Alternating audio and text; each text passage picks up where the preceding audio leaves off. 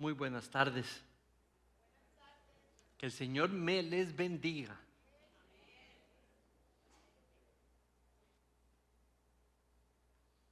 Vamos a continuar abriendo una nueva serie expositiva. Vamos a tomar la segunda parte del libro de Génesis. La primera parte del libro de Génesis es del capítulo 1 al 11. Ahora abrimos la parte que se llama la era de los patriarcas. Y empezamos por el primer patriarca, que es Abraham. Entonces, preciosas narraciones históricas de cómo sucedieron las cosas que están escritas para levantar el corazón del creyente, para edificarlo, para animarlo. ¿Cómo? Recordándole cómo es Dios, quién es Dios, cómo es su carácter. Y en el libro de Génesis, Dios se presenta como el Dios de bendición. Y por bendición, esa iniciativa, ese empoderamiento de otros para que puedan conocer y para que puedan seguir lo que es su voluntad. Esa es la definición de bendición en el Génesis. Que las personas, más que recibir cosas que es parte de la providencia de Dios, la bendición de Dios se da cuando Él se daba a conocer, cuando Él transmitía su voluntad y cuando Él habilitaba a que se pudiera practicar. Hoy, por gracia, vamos a poder recordar un poquito de lo que hemos estudiado del 1 al 11. No voy a hacerles un repaso de lo que sucedió. Voy tan solo a mencionarles un concepto robusto que puede resumir y anclarnos la primera parte a la segunda. Y es que Dios creó a los seres humanos a su imagen. Eso quiere decir para vivir reflejándolo a Él. Y los creó para que pudieran vivir adorándole y para el servicio de Él. Y cuando lo hicieran de una manera dependiente a su palabra. Pero el pecado entró y el pecado destruyó la capacidad del ser humano de poder reflejar a Dios en dependencia de su palabra. El ser humano desde la primera pareja se declaró independiente de Dios. A lo que Dios había sido: no es necesario que lo toques, no quiero que lo toques. Si lo tocas va a haber consecuencias tremendas. El hombre decidió: no, la verdad es que sí lo puedo comer, la verdad es que sí lo quiero comer, además va a ser muy bueno si lo como.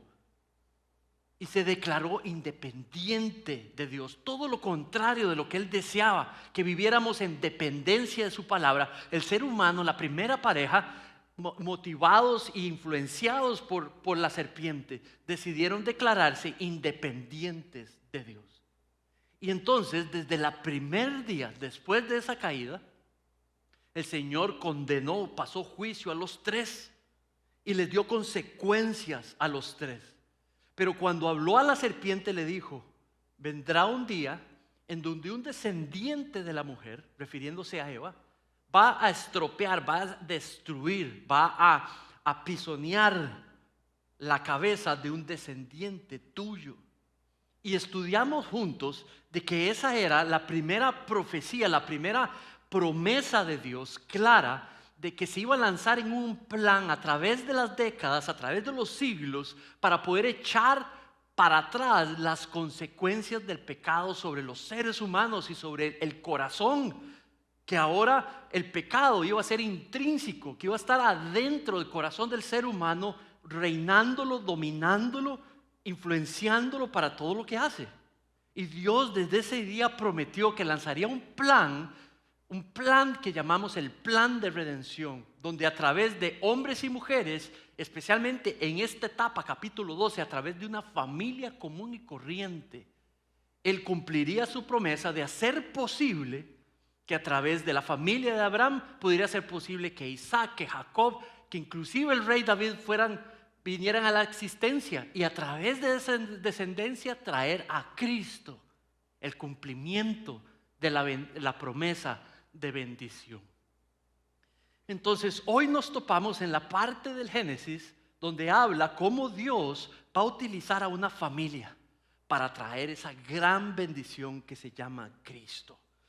Entonces, por favor, abre tu Biblia Abre tu Biblia en el capítulo 12 del Génesis.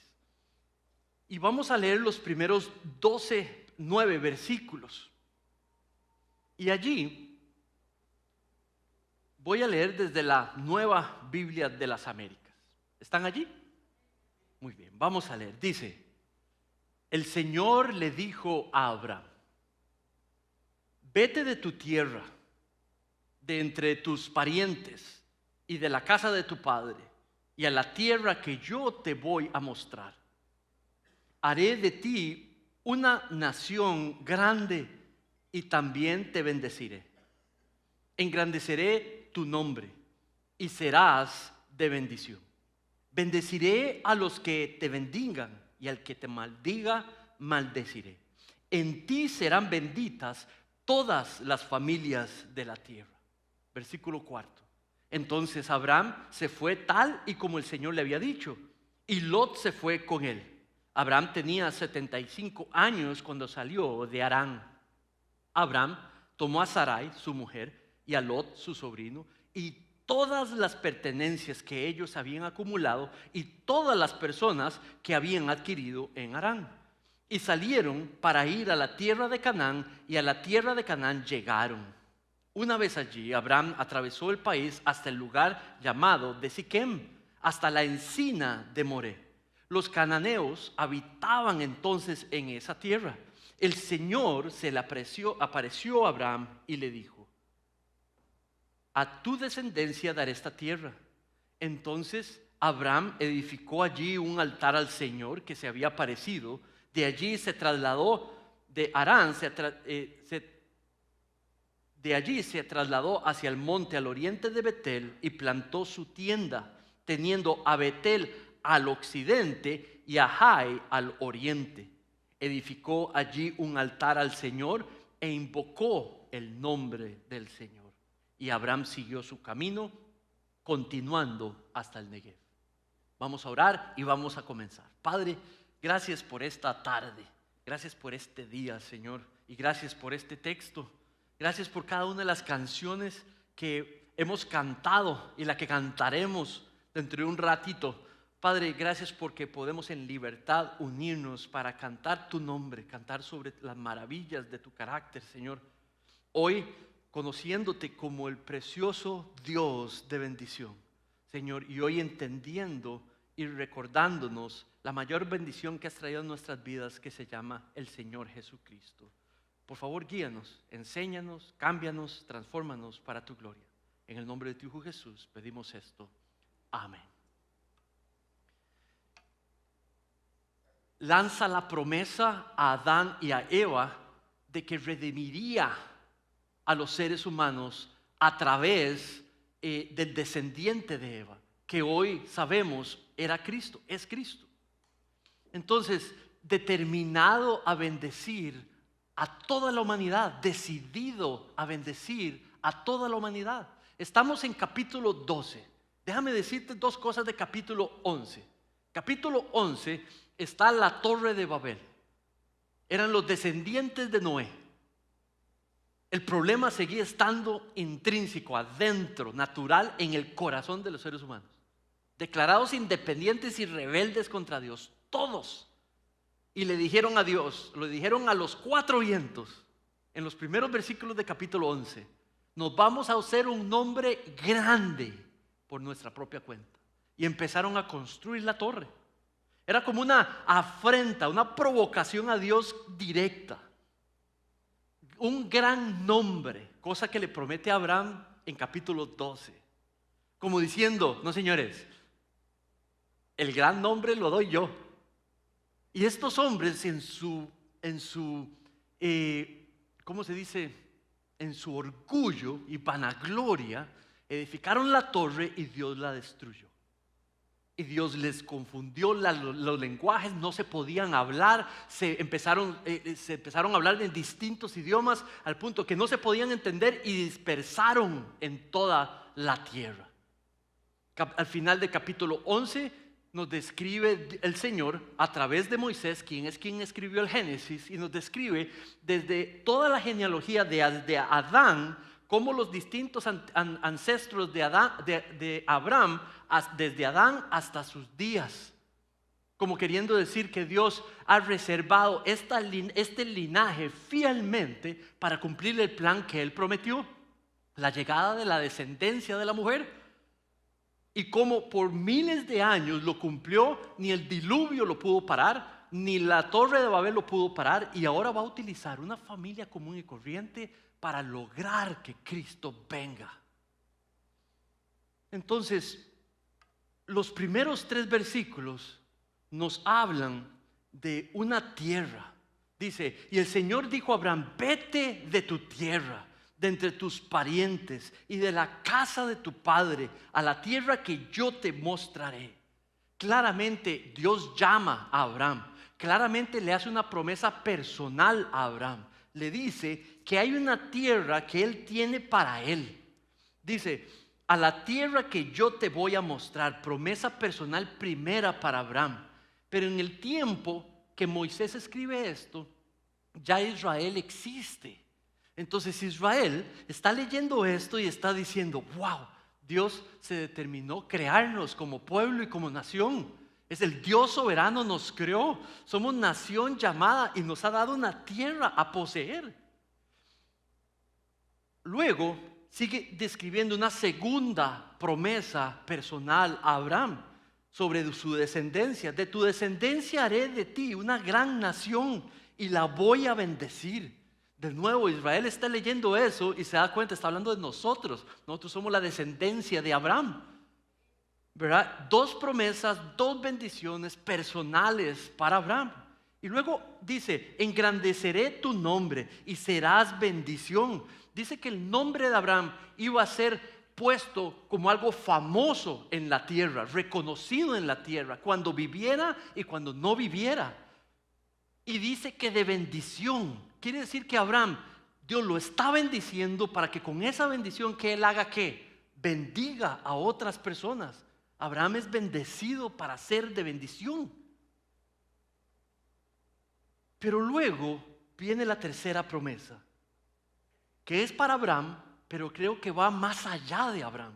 Mira lo que dice: bendeciré a los que te bendigan, y el que te maldiga, maldeciré. Parece que está diciendo que Abraham recibe la bendición, y el que apoye la bendición que Abraham reciba va a ser bendecido por esa bendición.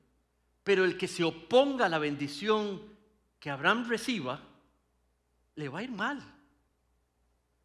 Si la bendición es la capacidad de Abraham de reconocer la voluntad de Dios, de seguirla y de practicarla, todo aquel el que viniese donde Abraham y se enterara por palabras de Abraham de lo que Dios es, de lo que ha hecho, de lo que hace y de lo que debemos de hacer al seguirlo, esa persona sería bendecida. En el tanto siguiera eso, las palabras de Abraham, se creyera la fe de Abraham. Entonces, de pronto termina la tercera bendición diciendo: y en ti, Abraham, benditas todas las familias de la tierra. No todas las familias de la tierra son descendencia de Abraham, no puede ser.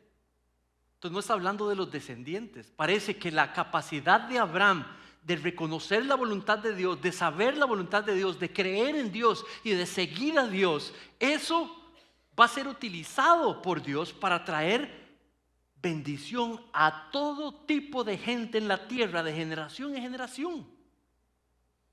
Entonces esta tercera bendición es más allá que simplemente algo material. Eso es o algo de descendencia o de etnicidad.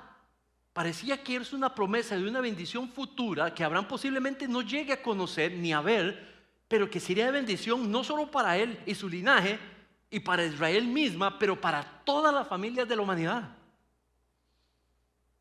Entonces, ¿de qué estamos hablando? Yo creo que lo que está hoy nosotros que conocemos el Nuevo Testamento y conocemos a Cristo, la bendición de la que estaba hablando es el cumplimiento de la venida de la descendencia de la mujer.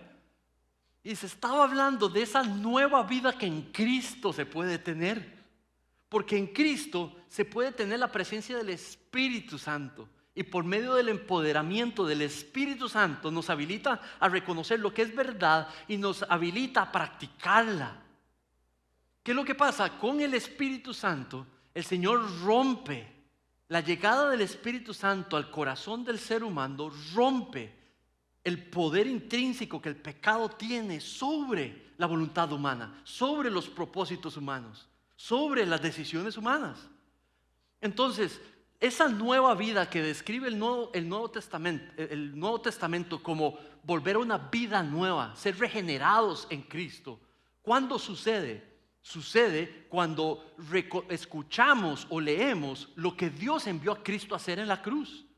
Cuando nosotros creemos en el Evangelio, Dios es fiel y nos perdona nuestros pecados, quita lo que nos separaba de en medio nuestro y entramos en una relación de hijos con un Padre celestial, Dios soberano, y nos vemos hijos e hijas de Dios regenerados en el corazón, siendo transformados por el morar del Espíritu, y por ende, ahora sí, se echan atrás a través del Evangelio las consecuencias del pecado desde el día de Eva y Adán. Ahora la persona es empoderada, es habilitada para poder vivir, para reflejar a Dios, para adorar a Dios, para servir a Dios de una manera ya no independiente, pero de una manera que dependiente de su palabra.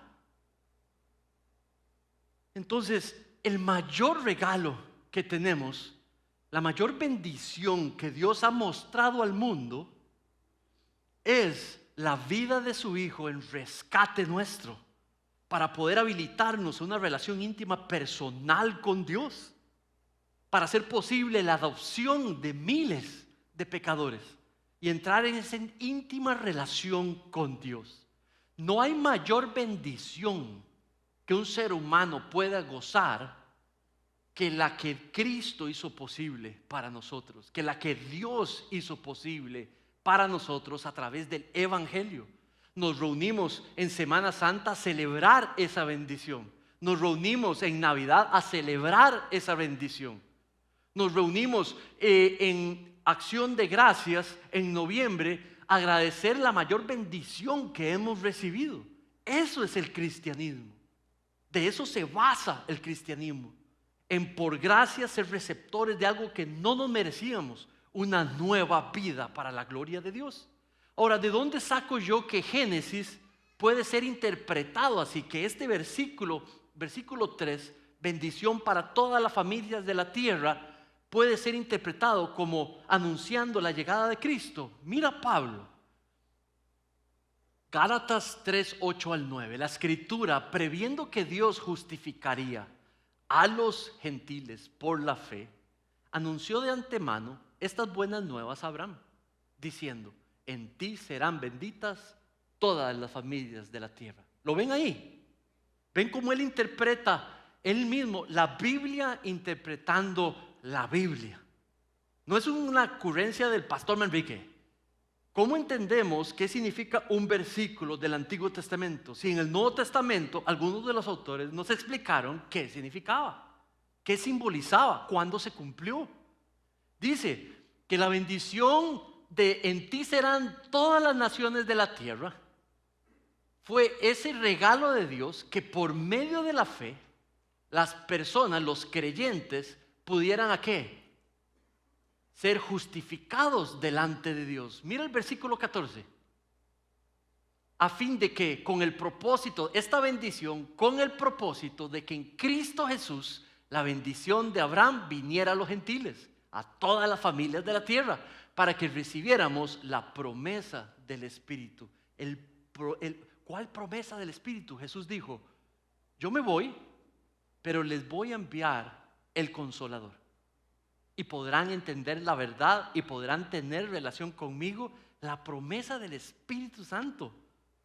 Y esa es, el morar del Espíritu en nuestras vidas no nos hace perfectos, pero es como una remodelación de la casa, ¿verdad? Es una remodelación del corazón, donde todavía peca, pero ahora tiene claro, por la presencia del Espíritu, que vive para reflejar a Dios, que vive para seguir a Dios, que vive para adorar a Dios. pero que tiene guía para hacerlo. No la razón humana, pero la palabra misma de Dios. Entonces, allí en esos dos versículos podemos ver que Pablo ve a Cristo como el cumplimiento de la promesa de bendición de Dios para con nosotros. Mis hermanos y mis hermanas, si el de Dios de bendición se ha determinado ser de bendición para los seres humanos en Cristo Jesús, y usted y yo hoy, receptores de esa bendición, estuviésemos pasando lo que sea, póngale nombre,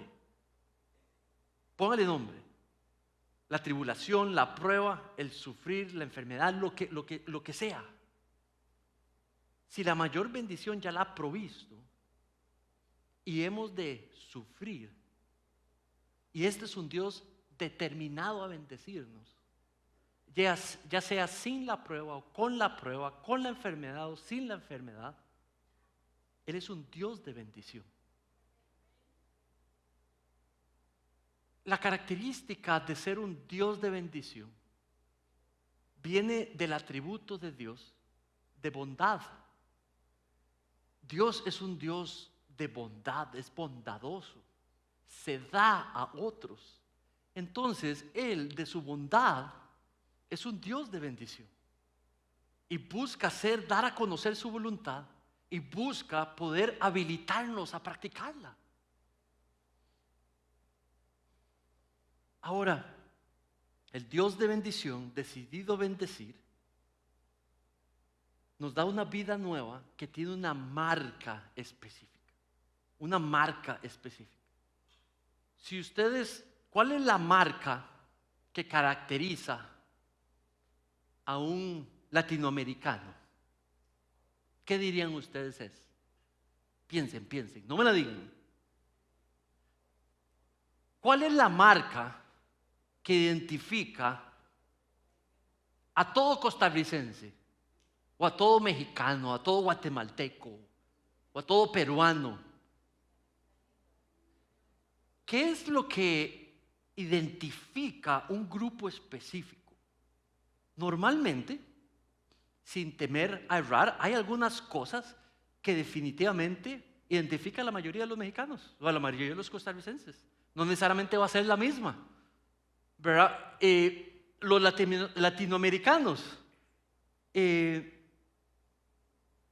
pueda que haya cosas que nos identifique a todos como latinoamericanos. Ahora, ¿cuál es la pregunta? La pregunta es, ¿qué es lo que identifica al creyente, al cristiano?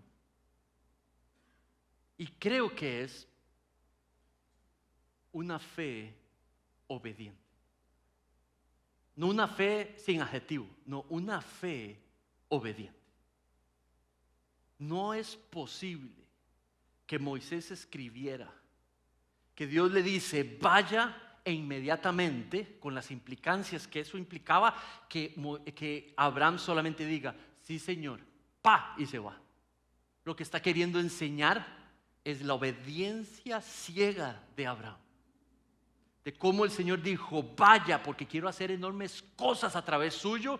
Y Abraham simplemente llega y dice, mamá, papá, todo el mundo, esposita, nos vamos, porque Dios dijo.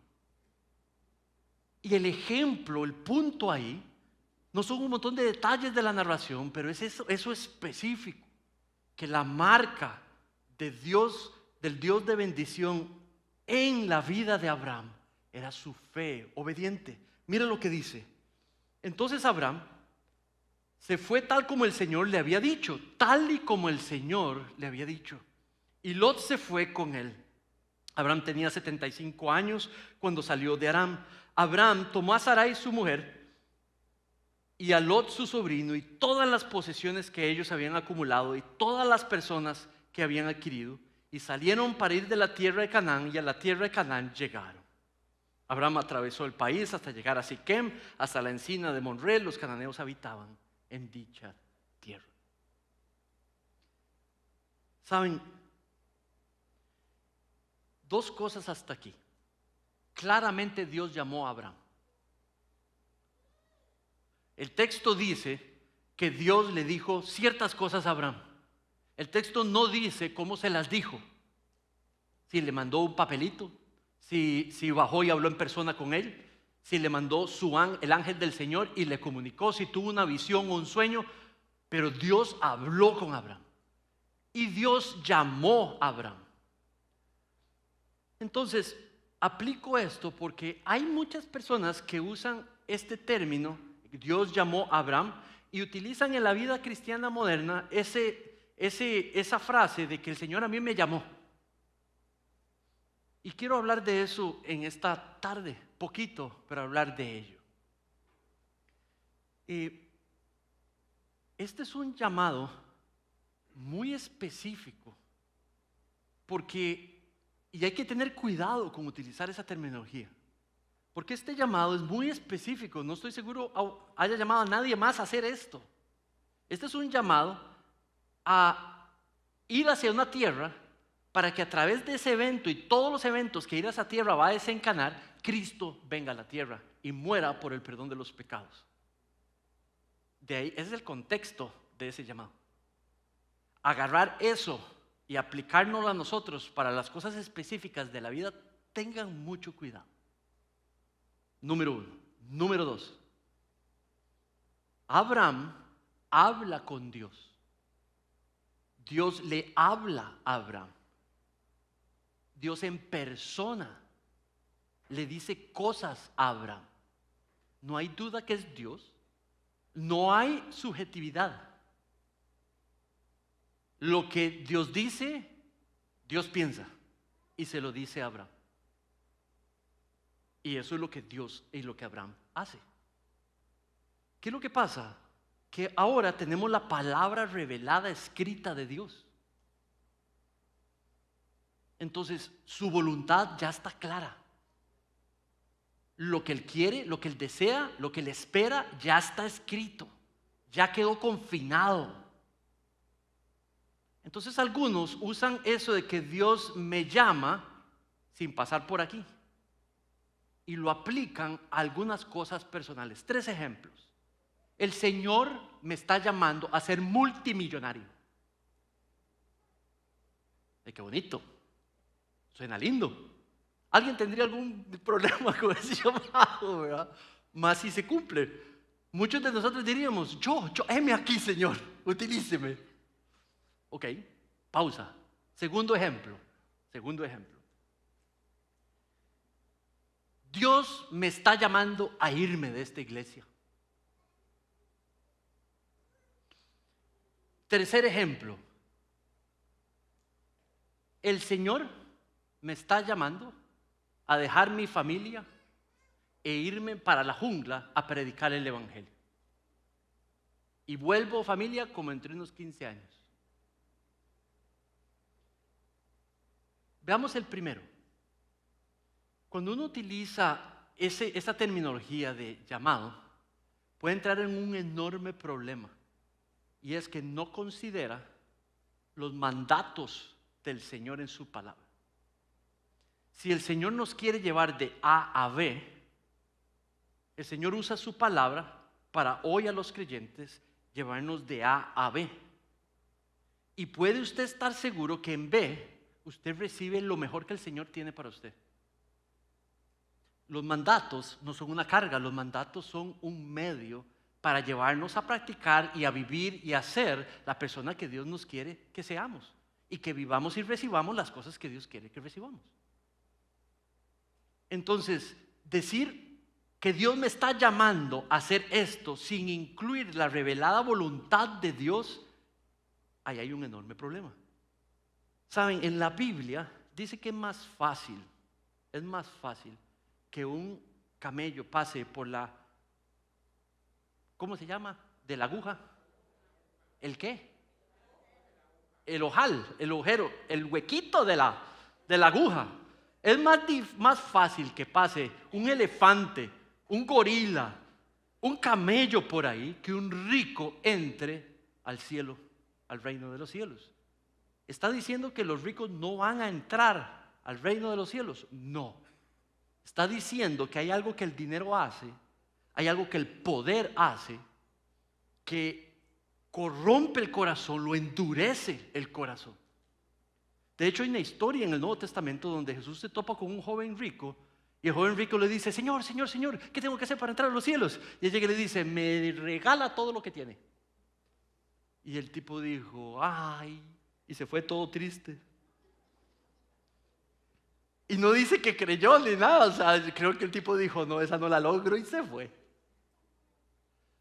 Entonces, ¿por qué Dios llamaría a hacer algo que va a poner en peligro la relación de él con esa persona? ¿Por qué Dios llamaría a hacer algo que pondría en peligro el corazón propio, la relación espiritual con Dios? Algo que corrompe, que más bien, si eso va a ser el centro. Entonces lo que estoy diciendo es que no es que es un pecado ser rico, y no es que no pueda aspirar uno a cosas materiales. Lo que estoy diciendo es que a veces las cosas que decimos y le ponemos Dios me llamó, es usar el nombre de Dios en vano. Y eso Dios lo demandó: no haga eso. No use mi nombre en vano. Me voy de la iglesia. Dios me llamó a que me vaya de la iglesia, pastor. En ese caso específico, la pregunta era: ¿por qué? Es que este conflicto con esta persona, este conflicto de esa persona, Dios me está llamando a irme. Pregunta número 1, mi hermano, mi hermana, ¿usted fue a buscar la paz primero con esas personas? No. Usted fue y le pidió consejo a sus pastores o ancianos antes de irse. Porque la Biblia dice: obedezcan a sus líderes, porque ellos dan cuentas por sus almas. Es un mandato. Entonces, ¿por qué te irías de la iglesia sin pedir sabiduría a los ancianos o a los pastores? ¿Por qué te irías de la iglesia antes de hacer lo que la Biblia te comanda hacer? Yo le voy a decir por qué. Porque se usa el término llamado de manera conveniente, de manera subjetiva. Y cuando se hace eso, y a veces incluso en el nombre del Espíritu Santo, el Espíritu Santo me está, cuidado, porque podría ser usar el nombre de Dios en vano. Número 3, fue de las primeras cosas recién salvado por el Señor, que escuché el testimonio de una de las personas con las cuales serví por primera vez con jóvenes, y me contó que su mamá llegó un día y le anunció al papá, a los hijos: me voy. Porque el Señor la estaba llamando a través de una persona específica a ir en misión. Y esos hijos, niños, se quedaron sin mamá por varios años. El esposo no creyente se le endureció el corazón contra esta señora y contra Dios y contra todos. Es que Dios me está llamando. ¿Y qué pasó con todos los roles, responsabilidades como padres, como esposa? ¿Qué pasó con todo lo que la Biblia decía? Y dijo: y es que el Espíritu, ay, Padre, poner la doctrina del Espíritu por encima de la doctrina de la palabra de Dios es un pecado. La doctrina del Espíritu Santo tiene que estar al mismo nivel y consistente con la doctrina ¿de qué? De la palabra revelada de Dios. Muchos de aquí venimos de un contexto demasiado sobreespiritual, y eso es un pecado. Usted no puede sobreespiritualizar la palabra de Dios para conveniencia personal. Mis hermanos, no. Si Dios llama, usa los mandatos, la palabra de Dios expresada para llamar muy específicamente. Pero déjenme decirles, Él es muy sinceros: yo no uso ese término. Y si lo he usado 2 o 3 veces en mi vida completa. Porque simplemente sé que el Señor lo puede utilizar, el enemigo lo puede utilizar para que yo use el nombre de Dios en vano.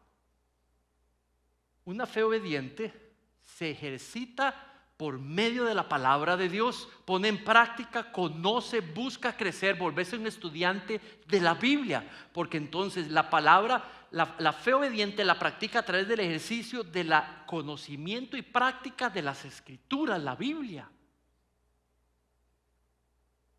Vea este pasaje: si ustedes pues han resucitado con Cristo, busquen las cosas de arriba, es donde está Cristo sentado a la diestra de Dios.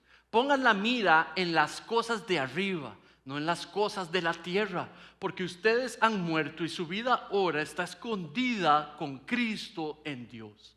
Cuando Cristo, nuestra vida, sea manifestada, entonces ustedes también serán manifestados con Él en gloria. Pon atención a las palabras que voy a marcar ahí con una luz roja. Los pensamientos, deseos y propósitos de Manrique Salazar. Vea lo que sucede. Si ustedes han resucitado, quiere decir, murieron y volvieron a vivir con Cristo. Busquen las cosas de arriba. Los deseos, los propósitos, los sueños de Manrique Salazar, los naturales, son normalmente ¿qué? Cosas de la tierra, con respecto a estándares de la tierra. Pero cuando Manrique murió y volvió a nacer en Cristo por medio de su fe en el Evangelio, ahora lo que debía demostrar es que le encantan ¿qué? Los propósitos, las acciones, las metas de Cristo. Porque Él ya murió y quien vive es Cristo ahora. Mire lo que dice, las cosas de arriba, no las cosas de la tierra. Su vida está escondida, insertada en Cristo, en Dios. Dice, cuando Cristo se vuelve nuestra vida. Dice que cuando vivimos con Cristo como nuestra vida, seremos manifestados en gloria con Él. Entonces, fe obediente tiene que ver con buscar los deseos de Dios, los deseos de Cristo, los propósitos de Cristo, ponerlos en práctica en mi vida y en aquellos a mi alrededor. En vivir para la gloria de Dios, para los propósitos de Dios. ¿Tiene sentido? Muchas de las depresiones, muchas de las ansiedades, muchas de las preocupaciones, muchos de los ataques de pánico que pasan por la oficina pastoral es porque tenemos nuestra mirada puesta en las cosas ¿de dónde? De aquí abajo, en la tierra. Porque estamos a punto de perder una bendición material, una bendición relacional, porque tenemos un problema en la casa, porque hemos puesto las cosas creadas como la fuente de nuestro gozo y identidad, en vez de poner la nueva vida que tenemos en Cristo, que no se la puede llevar nadie, que no la puede afectar nada ni nadie. En vez de poner eso como el centro de nuestro gozo y nuestra identidad, ponemos las personas y las cosas y los eventos y se nos quiebra la vida cuando algo le pasa a ellas. La fe obediente nos mueve a cambiar, a dejar que el Espíritu renueve, la renovación de la mente, para empezar a pensar en lo que Dios piensa, en las cosas de acorde a su imagen, de acorde a su pensamiento, para la gloria de Dios. El Dios decidido a bendecir nos dio una vida nueva en Cristo Jesús. El Dios decidido a bendecir marca esa vida nueva con una obediencia, con una fe que obedece, no que desobedece, que busca obedecer la palabra de Dios. El Dios de bendición se muestra en la vida de esa persona por medio de una fe que adora a Dios. Mira el versículo último, dice: de allí se trasladó el 7. El Señor se apareció a Abraham y le dijo: esta tierra le daré a tu descendencia. Y producto de eso, Abraham reacciona y edificó un altar al Señor que se le había aparecido. Ahí vemos claro ahora cómo fue que le habló. Se le apareció el Señor, dice ahí. No le mandó una cartita, se le apareció en persona y le habló. Y dice que la reacción de él fue edificar allí un altar al Señor que se le había aparecido. Y después de hacer el altar, se trasladó hacia el monte oriente de Betel. Pero donde está él, allí donde llegó, que es el lugar de Siquem, la encima de Moré, en el versículo 6, donde los cananeos habitaban, déjenme decirle esto. Encuentre un lugar aquí en la tierra más antagónico con el cristianismo, donde estén los templos de adorar lo más depravado y oscuro que haya, y donde la gente es así, pero contra los cristianos. Abraham fue a un lugar así y ahí en medio de ellos edificó el altar. Fue a Siquem donde estaba el templo al dios de la luna y ahí se hacían sacrificios. También los cananeos, el principal deidad era la luna y le hacían sacrificios humanos, le hacían unas barbaridades, o sea, el mal en persona ahí. O sea, era un lugar oscuro. Y en medio del lugar oscuro, mientras todo el mundo lo veía, edifica con las piedritas y hace, y empieza a adorar a Dios. Y empieza a hablar sobre Dios. Entonces, lo importante no es solo que cantaba o decía cosas sobre Dios, lo importante es que la gente lo escuchaba. Entonces la adoración que él practica no es una adoración simplemente estar ahí en un closet y cantando al Señor o en la casa ahí a escondidas y no, está enfrente a todo el mundo que odia a Dios y él está hablando sobre el verdadero Dios, quién él es, cómo él es y exaltando el nombre de Dios. Entonces es la acción de dar a conocer a Dios sin importar qué.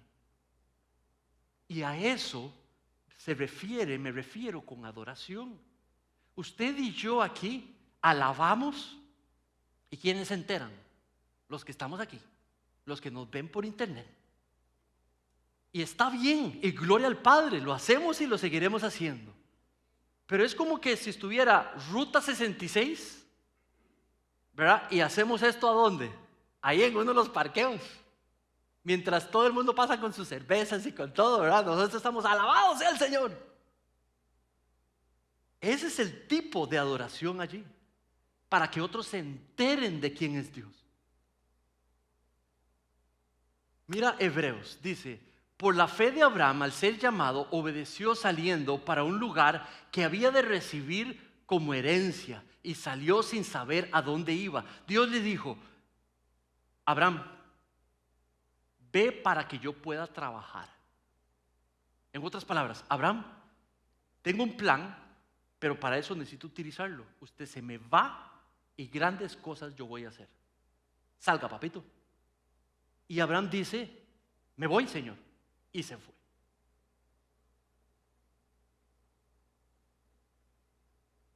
Dice el versículo, miren esta parte. Dice, viviendo en tiendas, Isaac y Jacob, coherederos de la misma promesa, porque esperaban la ciudad que tiene cimientos, cuyo arquitecto y constructor es Dios. Llegó un momento donde la ciudad de Israel, donde la nación de Israel fue construida. Y ellos no sabían nada de eso, simplemente perseveraban sin saber lo que Dios estaba construyendo o iba a construir.